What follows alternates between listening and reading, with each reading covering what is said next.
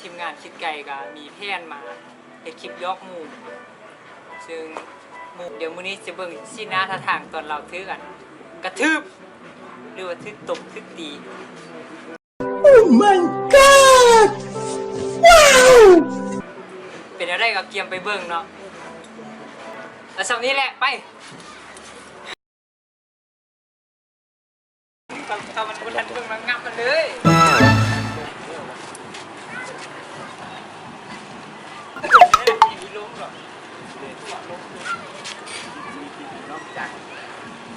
เสาเยอะแยะเสาเยอะโคตรเท่าเตียสปอนเซอร์นะเตียเนาะ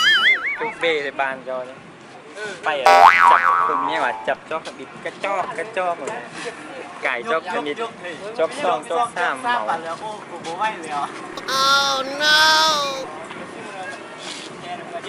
โอเค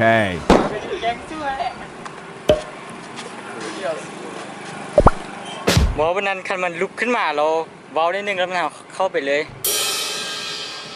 ให้เราไปห้ามเขาญาตัวก็ห้ามผู้นั้นค่อยตีกันนะเทกอ่ะไม่อย่าตีกันยากเดี๋ยวเรามันจึงคืนเนาะเราต้องตีกันบ้องวัดธรรมดาก็ได้ต้องบอสดึงออกก็ได้หรือว่าเว้าให้แหละมันจึงนะแบบดึงแฟนไปฮะเนาะแล้วตีกันเลยมันต้องหักอยู่เลยแล้วเราไม่คันมันบุเรียวมาเบิ่งเขาบ่นเดียวเอามันเรียวเบิ่งเขาก็เล่นนี่นะเป็นพระสวยอ่ะมัน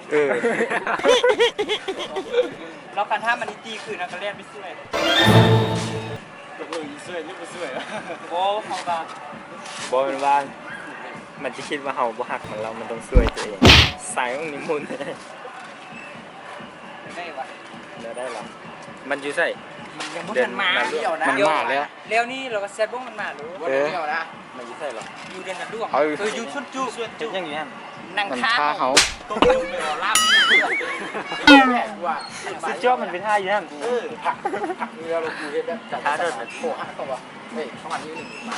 เรื่องให้มันเบ้อนะมันเอาแบบสิฮะบ่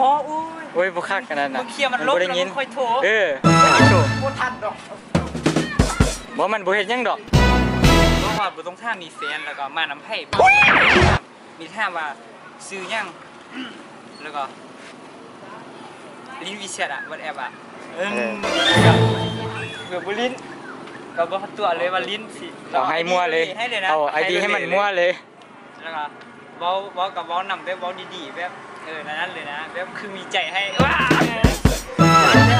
คือกระเดะจะตกบ่ได้เราบ่มีบ่ได้รู้จักกับผู้นั้นบ่น่าจะเคยเห็นอยู่ที่ว่าบ่เคยดอกของพันก็ลิ้นครบเองเป็นทีมแบบนั้นนี่ทีมได้จ่ายข้าวอ่ะดิเราเป็นยังบ่เป็นยังบ่เป็นยังเว้ยจังหวะนั้นมันบ่ทันขึ้นมันบ่ขึ้นตรงเราเพิ่งนึกกูรู้จักเลย Oh no แล้วมึงซึ่งมันเข้าลมกันอยู่เนาะจังหวะแบบให้สัญญาณแบบได้ยินเสียงมันแล้วสมมุติมันแบบบักนี้เฮ็ดมันลมแล้วมันต่ำโอ้จังหวะมันล้มก็ดึงมันไว้นิดนึงอันแล้วซื้อเอาอยู่ใส่เราสมมุติโอ้ยเก่าแล้วมีแล้ว3ทีน่ะตามที่เขาคิดอ่ะห้ามซื้อแล้วก็ห้ามมาเข้าหาลิ้นเนี่ยได้เด้อขนมยัดใส่เลยนะถ้ามันเป็นย่างนำเลยสิมันก็จะมึงจะไม่ได้มันเปลี่ยนมันกล้าเพราะขนาดนั้น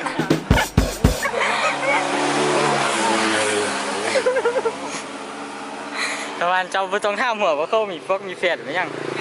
เสียอารมณ์แท้คืออยู่ค่อยนี่ย่างนำเลยสิ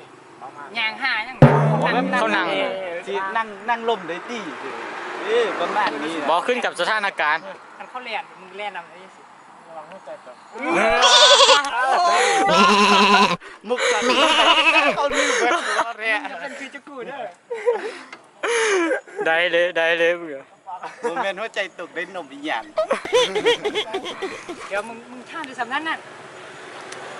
เฮ้ยแจ็คมุกให้มันเลยดูผมท่าสำนักก็ได้หรอกแต่ว่ามีเสียงมันแอบอ่ะบ่กดไว้แล้วละ วันนั้นเราก็จึง ข้อเบื่อก็ได้ข้อเบื่อเดียวข้อเบื่อเดียวไว้ติดตัว5เวลาจุกใจว่า ข้อลิ้นกับไปให้จานเราไปใส่ เอาเลยเขาบริน้ำเจ้าเด้อไม่ได้ ยังไม่ดูตัวแรกเขาบุกมาขนาดนั้นเขาจะดินนิด แบบเขาขึ้นเนาะ ลิ้นข้างนี้อันเดียวไปตายเท่านี้ ประมาณนี้แหละไปเลยไป มีผ้าแดด จะซ้ำนี่แหละ สำนี้ ซ้ำนี่อีกหน้ามีไปเด้ จีบเท่จะคนเสีย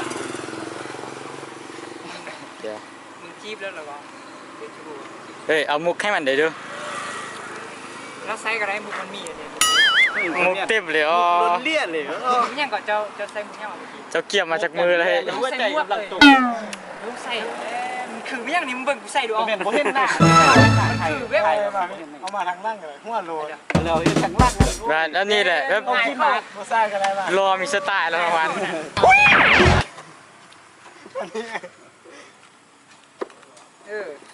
จีบแบบชิวๆแล้วมึงเว้าให้แห้งเดี๋ยวเวลามันบันทึกเสียง เฮ้ย เห็นถูกกับ บอเบามุกนี้บ่ได้ใส่เด้อเด้มุกเจ้านี่จะได้ใส่เชื่อ มุกค่อย มุกอันส่วนผัก มันถ้าไซส์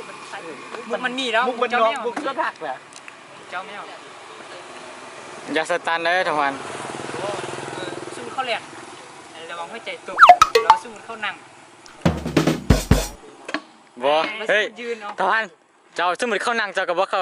ตัวหยับไปนิดนึงนั่งเข้าใจมันอยู่ลอยครับ ตอนนี้คือเอาคนดี ก็ย่างมาทางหน้าย่างมาทางหน้าละย่างนิดนึงใจจะได้ต้มกัน ไป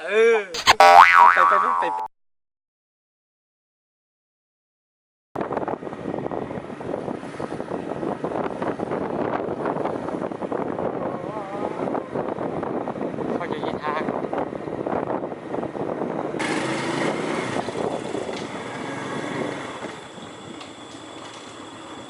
เฮ้ย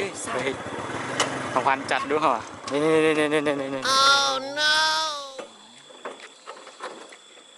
ทำไมนั้นเลยนะ หันนี่ให้ไหนนั่นเอาดีๆเลยเฮ้ยวางเพื่อนโหดแล้วเด้ เสียงกล้องดีๆแม่ เดี๋ยว นั่งเลยแม่นั่งแบบธรรมดาเลยนั่งธรรมดาเลยนะใครเขาเห็นแหละมันดึกเสียงเราไปเลย สุกะบังแบบบ่ให้มันเห็นกล่องนิดนึงสูงขึ้นนาเลยสัญญาณเรามึงมา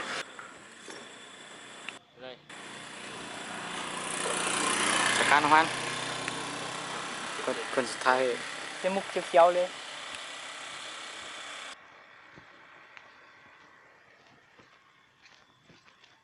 สบายดีซ่าซื้อยัง ซื้อติ อ๋อนี่ซื้ออายเดี๋ยวมาน้ำไผ่ มาน้ำหมู แสดงว่ามีแฟนด้วยอะยืนนำได้จียันเงา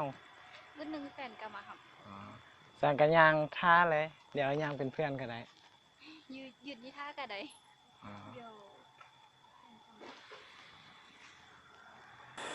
ของมันไปแล้ว เฮ้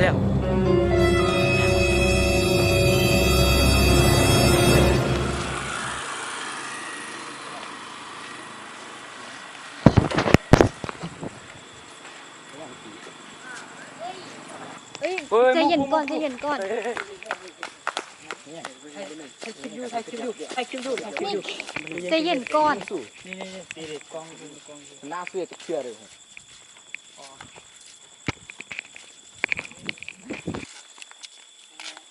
ถ่ายเบื่อมันดีสุด กลับ กลับเลยเดี๋ยวเขางับสู้แหละงับเดี๋ยวตีไปพอแล้วไม่สู้สำเร็จไปแล้วเนาะกับคลิปเนี่ยคลิปเศร้าเดี๋ยวว่า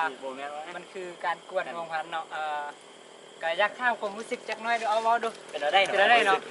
เวลาที่เขาตีล่ะ คอยรู้สึกพอดี เป็นยัง แต่ว่าความรู้สึกดีๆคอยให้ผู้หญิง เง เอาดีๆให้เอาความรู้สึกดีๆตอนเจ้าแบบเข้าอีตีเจ้านะ รู้สึกว่าตื่นเต้นแบบกูว่าแล้ว อะไรประกันนั้นดิเฮ้ยวันนี้นะ